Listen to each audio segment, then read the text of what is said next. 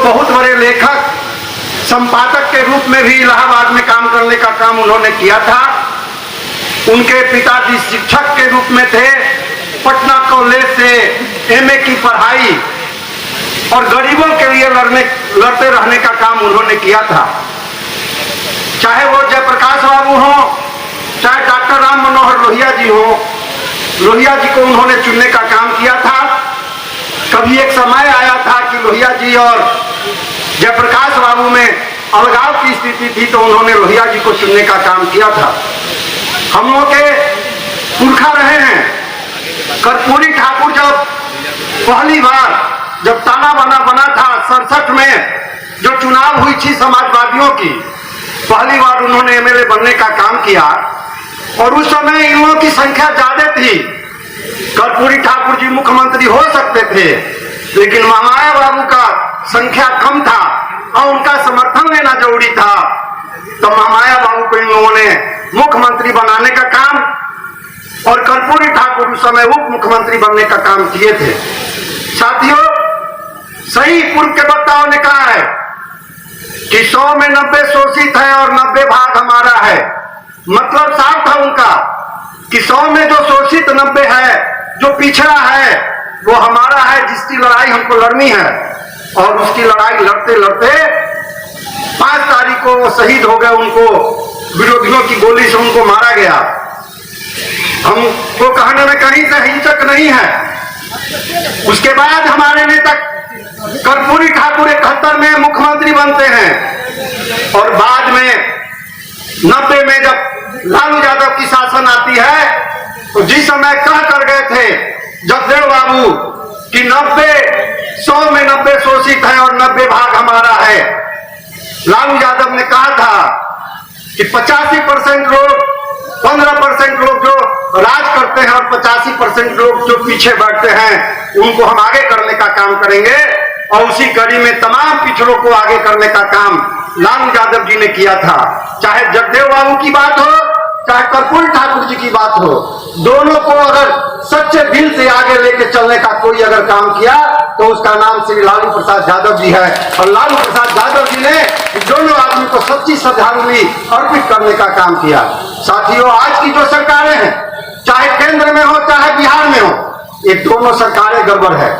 ये आज पहले के वक्ताओं ने 1-2 बात रखने का काम किया है। हम अभी जस्ट की बात करना चाहता हूं। जब चुनाव आता है तो चाहे बाढ़ घोषित करने की बात हो, 6000 रुपया देने की बात हो, 1 कुंटल अनाज देने की बात हो, तमाम गरीबों को दे दिया जाता है। लेकिन आज तमाम विधायक यहाँ बैठे हैं, चाहे वो पक्ष के विधायक हों चाहे विपक्ष के विधायक हों, तमाम लोगों ने कलेक्टर से मिलकर सरकार तक ज्ञापन भेजने का काम किया। लेकिन ये सरकार अभी तक अपनी कानों पर जू नहीं लगने देने का काम करती है। यही अगर चुनाव होता तो आज तमाम जो घर में पानी लगा है, तमाम लोगों को 6-6 हजार रुपया मिलने का काम होता। लेकिन आज हम लोग जाके कलेक्टर से कहने का काम किए हैं। कल एक बीजेपी की उप मुख्यमंत्री आई थी, उन्होंने कहा तमाम जगहों पर राहत पहुंचाया जाए। हमको हंसी आती है ऐसे सरकारों और ऐसे पदाधिकारियों पर जो कहती है कि तमाम जगहों पर राशन पहुंचाना चाहिए। कहां राशन पहुंचाया जा रहा है? कहां बाढ़ग्रस्त जो इलाका है उसके लिए समुचित व्यवस्था किया जा रहा है? नहीं किया जा रहा है। बहुत लड़ने के बाद इन लोगों ने कहा है अभी कि जो कृषि का जो फसल क्षति हुआ है उसकी मुआवजा हम देने का काम करेंगे, लेकिन उसका भी अभी कोई जांच पड़ताल नहीं हो रहा है। जातीय जनगणना हुआ था 1921 में, अंग्रेज के समय में हुआ था।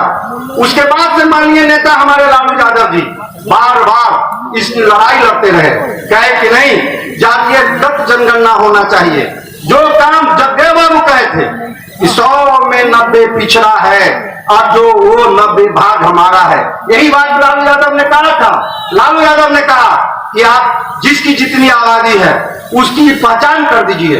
आप जानवरों की पहचान करते हैं, आप घर पक्का का घर क्या किसका है नहीं है उसकी पहचान करते हैं, तो आप पिछड़ी की भी पहचान करिए। आप पहचान करिए, ऐसा नहीं कहा जा रहा है कि आप पिछड़ा का ही पहचान करिए। ये कहा जा रहा है कि जिनकी जितनी जाति है सब जाति की गणना कराइए, सबकी पता तो चले कि किसकी जनसंख्या कितनी है और सरकार का जो केंद्र सरकार हो चाहे बिहार सरकार हो, जिनके द्वारा आपको जो मुआवजा दिया जाता है, चाहे सुविधा दिया जाता है, जब जाति की जनगणना हो जाएगी तब आप कुछ कर सकते हैं। लेकिन केंद्र सरकार ने साफ कहा कि नहीं, हम जातीयगत जनगणना नहीं कराएंगे। तो हमारे नेता विरोधी दल तेजस्वी यादव ने अपने डेलीगेशन के साथ माननीय मुख्यमंत्री नीतीश कुमार जी से मिलने का काम किया और कहा कि जातीयगत जनगणना कराइए। आपका आया है, आपका बयान आया है कि जातीयगत जनगणना होना चाहिए, तो आप उसी सरकार में हैं, उन्हीं के द्वारा आप मुख्यमंत्री हैं, तो क्यों नहीं जातीयगत जनगणना की बात आप करते हैं? तो हार पाछ नहीं होता, आदमी जब घबरा जाता है। तेजस्वी जी की बातों पर जाके इन्होंने माननीय प्रधानमंत्री जी से मिलने का काम किया और उस समय भी असलियत कहने का काम किया। जब प्रधानमंत्री के घर के बाहर आए तो उन्होंने कहा कि इन्हीं के कहने पर हम प्रधानमंत्री, माननीय प्रधानमंत्री के यहाँ थे। नहीं, प्रधानमंत्री हम भी ठीक कर रहे हैं, हरजोन कुशवाहा जी बड़े भाई हैं, ये पहले जेडीयू के अध्यक्ष थे, पुराने समाजवादी हैं। मैं इनको धन्यवाद ज्ञापन करना चाहता कि इसके पहले जो भी चुनाव हुआ था उस चुनाव में हम लोग के साथ काम करने का काम किए थे। इनको हम धन्यवाद देना चाहते हैं इस मंच के माध्यम से। ये लड़ाकू आदमी है, चाहे कोई हो, चाहे मुख्यमंत्री हो, उनसे भी अगर लड़ना हो तो ये लड़ने का काम करते हैं। इसलिए आपके इस मंच से मैं इनको धन्यवाद देना चाहता हूँ, सही बात ही करना जानते हैं। लेकिन एक बात मैं आपको बता दूं, ये प्रधानमंत्री जातीय जनगणना करने वाला नहीं है। जब बगैर कोई काम किए हुए कोई स्टूडेंट अगर एग्जामिनेशन देता है साथियों, अगर उसको पढ़ने की जरूरत नहीं हो, चोरी से अगर वो पास कर जाए तो उसको पढ़ने की जरूरत नहीं होती है। उसी तरह से, ठीक उसी तरह से नरेंद्र मोदी की सरकार है, हिंदू मुस्लिम करो, पाकिस्तान पर हमला करो और किसान को 6 के बदला में 8 कितना हजार बोले हैं ना, बढ़ाएगा जो ठीक बोले हैं, और करो और सरकार में चले आओ। हिंदू मुस्लिम कर दो, मंदिर की बात कर दो और सरकार में चले आओ। लेकिन आप लोगों को समझना होगा आज के इस सभा के माध्यम से कि ये सरकार, दोनों सरकारें, अगर आपको जातीयगत जनगणना कराना है, अगर केंद्र सरकार तैयार नहीं होती है तो आप लड़ने का काम करिए। आप करिए कि नहीं हम लोग एक साथ हैं, नहीं होगा तो हम लोग एक आंदोलन करेंगे। तो हम आप लोगों के माध्यम से हम इतना कहना चाहते कि दोनों सरकारों से हम लोग को लड़ना है और जो सरकार हमारी बात करेगी हम लोग को उनके साथ रहना है, क्योंकि ये मंच जो है सामाजिक चेतना मंच के द्वारा ये आयोजन किया गया है। इसलिए पार्टी की बहुत बात करना नाइंसाफी होगा। मैं पार्टी की बात करना नहीं चाहता क्योंकि पिछड़ा हूं।